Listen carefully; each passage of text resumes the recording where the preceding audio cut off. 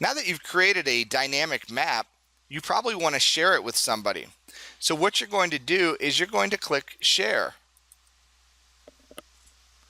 So again, you have this link that you can share, but it's private, only I can access it. So I want to change this, and I just want to get a link to share with classmates or a teacher. So I'm going to click on anyone with the link.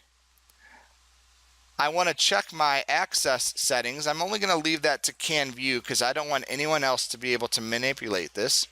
And I'm going to hit Save. So then I could copy the link and share it with my teacher. If I wanted others to be able to work on it, I would just simply type their names in there. So then once you've copied this link up here, you share that with who you would like to be able to see it, and you're done. So you click Done.